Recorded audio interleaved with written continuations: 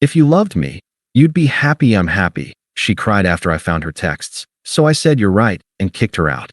Now she's living in a motel, and I've been happy for 6 months. Hey viewers, before we move on to the video, please make sure to subscribe to the channel and hit the like button if you want to see more stories like this. Thanks. I used to think that love was mostly about patience, about giving someone the benefit of the doubt, even when your gut is screaming at you that something isn't right. That's what I told myself every time Emma's behavior started to shift, every time she went from warm and affectionate to cold and distracted overnight. We'd been together for 3 years, lived together for almost 2. When we first moved into the apartment, she'd called it our little fortress. I still remember her smiling as she unpacked boxes, joking that she'd finally found someone who didn't run at the first sign of commitment. I was proud of that. I worked hard, paid most of the rent, cooked dinner most nights, and tried to make sure she never felt like she was settling. I wasn't rich, but I was consistent, the kind of guy who keeps promises. Maybe that's what made me blind. The first signs weren't dramatic, just subtle shifts. Emma had started bringing her phone everywhere, even to the bathroom. She used to toss it on the couch or leave it on the counter, screen up, no worries. Now she'd flip it face down. She'd laugh quietly at messages and tell me, "It's just a meme from work, don't be weird." I told myself not to overthink it. She'd been under pressure at her job, long hours, annoying clients. I figured she just needed space. Then came the late nights. At first it was once or twice a week. "We're behind on a project," she'd say. "Dylan and I are staying late to finish." Dylan. That was new. I'd never heard his name before. She described him like he was a harmless coworker. Funny, a little clueless. One of those guys who doesn't know how to text properly. I'd just nod, pretending not to notice how often his name started showing up in her stories. One night, she came home at 11:30, smelling like a mix of perfume and cheap beer. "You were drinking?" I asked. "Just a couple after work." "Relax. I'm not mad," I said, keeping my voice steady. "I just thought you were exhausted." She rolled her eyes. "God, you sound like my dad. I can have a drink with coworkers without you turning it into a thing." That stung, but I didn't fight back. I'd learned that with Emma. Defending yourself only made you the villain. Over the next few weeks, the distance grew. She'd sit next to me on the couch, scrolling on her phone, barely acknowledging I was there. If I reached for her hand, she'd move slightly, subtle, but enough to make me feel like I was intruding. When I asked if everything was okay, she'd sigh and say, "You're so sensitive lately. It's exhausting." I started doubting myself. Maybe I was being needy. Maybe I'd lost my spark. I doubled down on trying to fix things. Cooked her favorite meals. Planned a weekend trip to the mountains. Left small notes for her. "Love you. Proud of you. Can't wait for the weekend." She barely acknowledged any of it. One Friday, I came home early to surprise her. I'd picked up her favorite Thai food and a bottle of wine. Her car wasn't in the driveway, but I didn't think much of it. She texted earlier saying she'd be working late again. When I set the food on the table, her laptop pinged with a notification. She always left it open. She never thought I'd look. I shouldn't have looked. I know that. But something in me, that quiet, desperate voice that had been whispering for weeks, told me to check. There it was. Her messages. Not emails. Not work threads. Texts. Synced to her laptop. The last one read, "Dylan, wish you were here. Still thinking about last night." "Emma, me too. I can't stop smiling. He's clueless." I scrolled. There were dozens. Inside jokes, flirty messages, long strings of hearts and emojis. And then one that hit like a punch to the chest. "Emma, I'll tell him soon. He's too good for me anyway." For a while, I just stared at the screen. My heart didn't even race. It was like my body refused to process it. When I finally heard her key in the door, I closed the laptop and sat there at the table, staring at the untouched dinner. "Hey," she said, walking in, hanging her purse. "Why is it so quiet in here?" I didn't answer. She looked at the table. "Ooh, Thai food. What's the occasion?" I looked up at her and said, calmly, "Who's Dylan, really?" She froze. For half a second, her face went blank, pure panic. Then she laughed. "Are you serious right now?" I read the messages, I said. "All of them." The room went dead silent. Her lips trembled, then twisted into something between a cry and a sneer. "You went through my laptop? You invaded my privacy." "Emma, I said quietly. Don't do that. Don't make this about me. She slammed her purse down. You don't get it, do you? I've been miserable. Dylan makes me feel like myself again.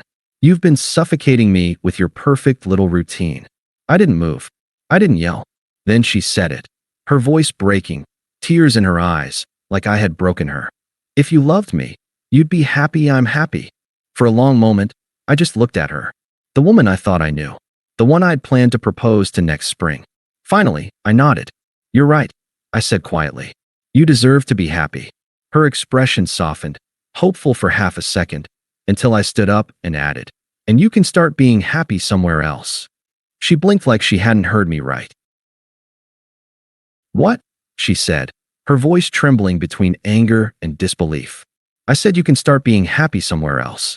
The words landed slowly, like she had to decode them. She looked around the apartment as if she was trying to figure out if I was joking. Like maybe this was one of my calm, processing phases, and I'd change my mind in 5 minutes. When I didn't say anything, her face hardened. You're being dramatic. I stayed seated, voice level. You cheated. You lied. That's not drama, Emma. That's a fact. She folded her arms and scoffed. Oh, please. We were basically done months ago. You just didn't have the guts to admit it. Dylan actually sees me. He makes me feel alive. Good, I said. You can tell him that while you're moving in. That's when she lost it. Her voice cracked into a shout. You can't just throw me out like I'm trash. I've lived here for 2 years. I'm not throwing you out, I said, standing up. I'm asking you to go live the happy life you said you wanted. She wiped her face roughly, pacing like a cornered animal. You're so cold. Do you even care about me at all? After everything we've been through. You made that question kind of irrelevant when you decided to sleep with someone else, I said. That one hit. She stopped pacing, breathing fast, tears mixing with makeup. It wasn't like that, she said quietly. It wasn't just sex. I was lonely. You weren't there for me anymore. I was working, I said, for us. You said you wanted a better place, a future. That's what I thought we were building. She shook her head, muttering, You just don't understand. You're right, I said again. I don't. Her tone shifted again, the tears drying up, the defiance creeping back. You think you're some saint, don't you? Like you're above mistakes. You're so controlled it's pathetic. That's why Dylan excites me. He's real. I'm glad he's real, I said, picking up her purse from the counter and handing it to her. You should go be real together. She looked down at the purse, then at me. You're seriously ending this over a few texts? No, I said. I'm ending it because the person I loved doesn't exist anymore. That silenced her. For a while, we both just stood there, the hum of the fridge filling the space between us. Then I walked past her to the closet and pulled out a couple of empty bags. I started folding her clothes, neatly, the same way I always did laundry for her. What are you doing? She snapped. Packing, I said simply. You said you were miserable here. I'm fixing that. You don't mean this, she said, following me into the bedroom. You're just angry. Tomorrow you'll regret it. No, I said. Tomorrow I'll sleep better than I have in months. She stood by the doorway, speechless, watching me zip the first bag. You can stay at Dylan's tonight, I said, carrying it to the door. He doesn't have space, she muttered. His roommate, then a hotel, I said. You'll figure it out. That's when she tried to weaponize emotion. She sat on the edge of the bed, crying into her hands, saying things like, I made a mistake, okay? I just needed attention. You stopped noticing me. You stopped trying. I didn't stop, I said softly. You stopped appreciating. Her crying got louder, more performative. You're really going to let 3 years just end like this? They already ended, I said. I just didn't know it yet. The silence that followed felt like the air had drained from the room. She didn't argue after that. She packed the rest of her things herself, slowly, muttering under her breath. When she finally walked toward the door, she paused. You'll miss me, she said, half threatening, half pleading. No one's ever going to love you the way I did. I opened the door for her and said, Let's hope not. She glared at me through her tears. You're going to regret this. You're throwing away someone who actually cared. I looked at her one last time. No, Emma. I'm just taking out the trash before it starts to rot. Her jaw dropped, but she didn't reply. She stormed out, slamming the door behind her. The silence that followed was strange, heavy but clean. I sat down on the couch, staring at the 2 plates of Thai food on the table, one still untouched, her glass of wine half full. I didn't feel angry. I didn't even feel sad. Just tired and oddly calm. Outside, her car engine started, then faded into the distance. For the first time in months, I could hear myself think. And the thought that came wasn't about her at all. It was just one word, over and over in my head like a heartbeat. Finally, the next morning, the apartment was so quiet it almost didn't feel real. For months, Emma had filled every corner of my life with noise, humming while she scrolled through her phone, narrating her thoughts, sighing loudly whenever she wanted attention. Now, all I heard was the low hum of the fridge and the occasional car outside. It was strange, but peaceful. I remember standing in the kitchen, looking at her empty coffee mug still sitting by the sink, and realizing I didn't feel the urge to text her. No, are you okay? No, come get the rest of your stuff. Just nothing. I deleted her number that day. Not out of anger, just clarity. That first week, she tried calling me from 2 different numbers. I didn't answer either one. The messages started small. Can we talk? I just want closure. I left my black jacket there. Then they grew desperate. Please pick up. I don't have anywhere to stay tonight. I thought Dylan would be there for me, but he's not who I thought he was. I'm sorry, okay? I messed up. I read them all, but never replied. I had nothing left to say to someone who only realized my worth once it was gone. By the second week, I noticed something I hadn't in a long time. I was sleeping through the night. No tossing, no lying awake wondering if she was mad at me or talking to someone else. Just deep, uninterrupted rest. My coworkers noticed too. I started showing up early, staying late by choice, cracking jokes again. My boss asked if I'd finally stopped walking around like someone stole my dog. I told him I had. One Friday night, I got home from work and saw the envelope, her handwriting on the front. She must have dropped it off herself. Inside was a long letter. Pages of emotional gymnastics, apologies that sounded rehearsed, mixed with blame. She wrote about how Dylan had used her, how she'd been confused, how she just wanted to feel loved again. The final line read, "I hope you can find it in your heart to remember what we had. Please call me." I didn't even finish reading it. I folded it back into the envelope, placed it in the trash, and took it outside that same night. It felt symbolic, letting her words go with the rest of the garbage. After that, she stopped trying for a while. Weeks passed.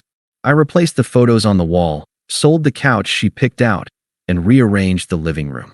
Every change felt like reclaiming territory. I even started cooking again. Actual meals, not takeout, not frozen food.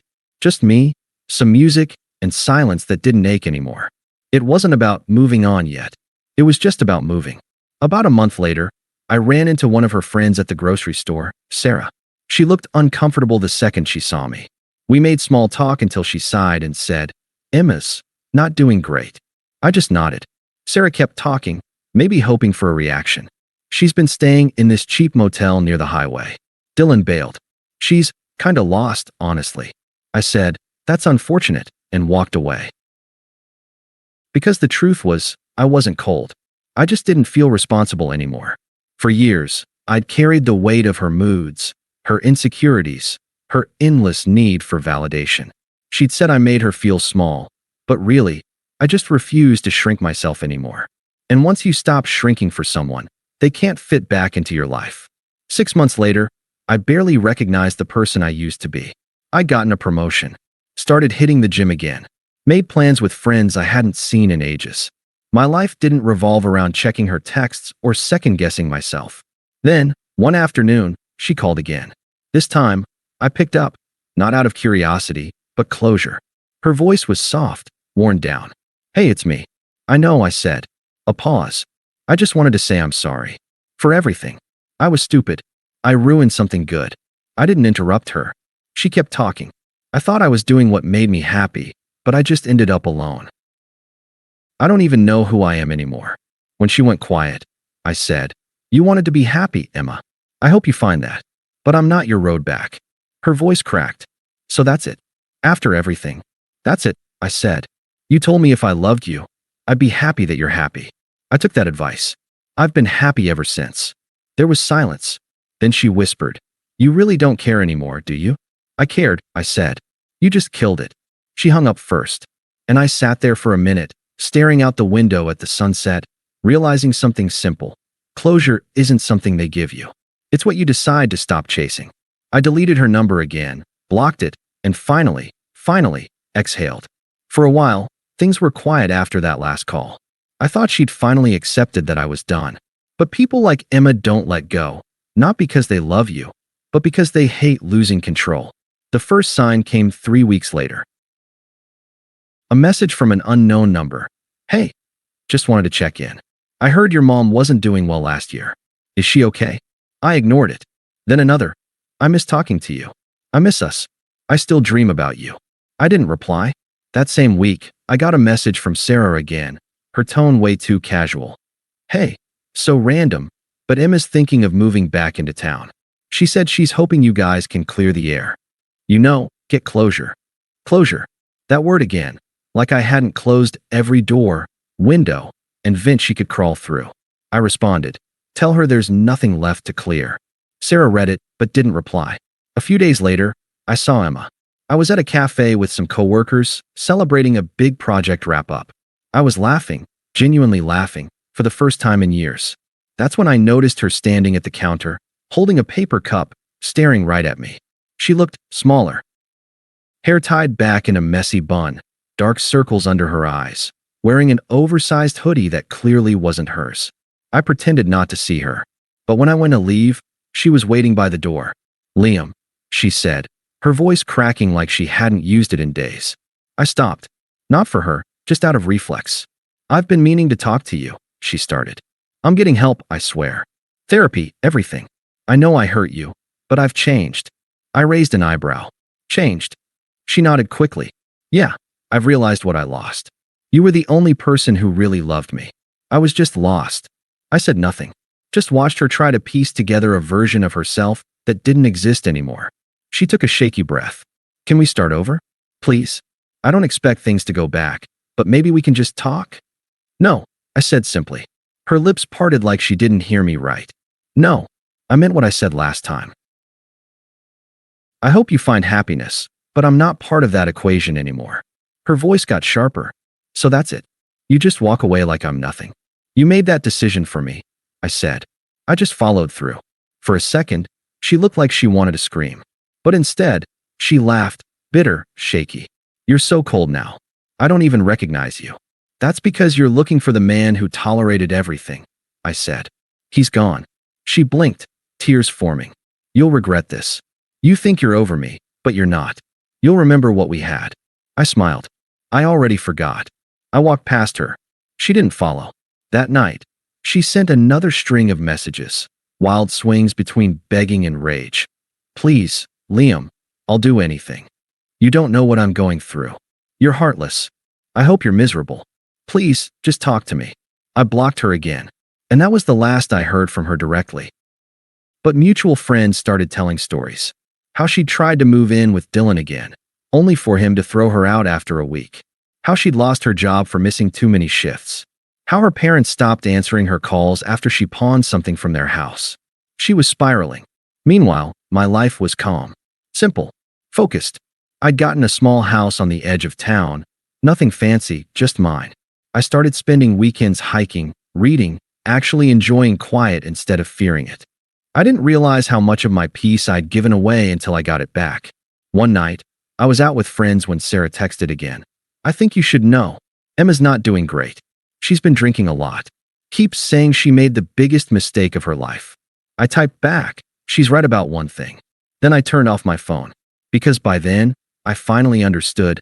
People like her never regret losing you. They regret losing the version of themselves you made tolerable. 6 months after she left, I got invited to a coworker's wedding. I almost didn't go, but it felt like a milestone. My first big social thing since everything fell apart. The venue was beautiful. Music, laughter, good food. The kind of night that makes you realize life keeps moving whether you're ready or not. I was standing by the bar when I heard her name. Emma. My heart didn't skip. It didn't sink. It didn't do anything. Apparently, she was friends with the bride's cousin. When she walked in, I recognized her immediately, but she looked like a ghost of herself. Pale, tired, clothes hanging off her frame. She was trying to look composed, but her eyes darted around the room until they landed on me. I could see the realization hit her like a wave, that I wasn't alone anymore.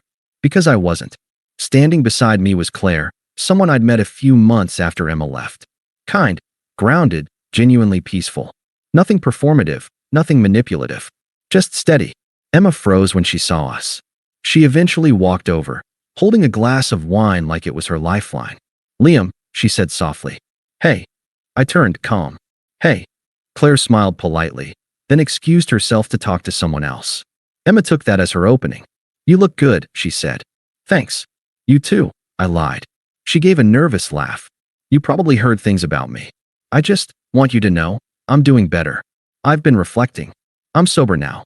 Got a part-time job. Trying to fix things." I nodded. "That's good." She hesitated. "You really don't have anything to say to me?" "After everything." I said what I needed to. I told her. "You wanted happiness. I gave you space to find it." She bit her lip, her voice trembling. "But I didn't find it. I found pain. I found emptiness. I lost everything that mattered." I met her eyes.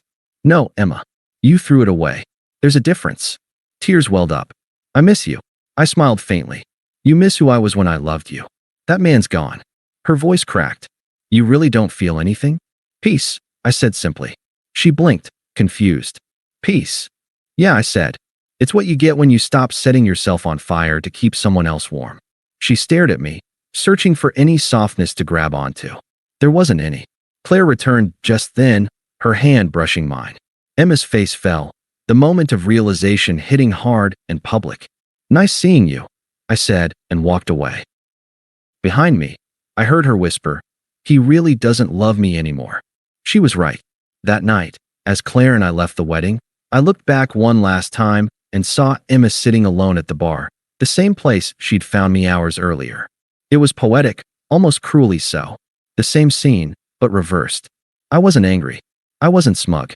I was just done. And for the first time in a long time, I really was happy. Thanks for watching.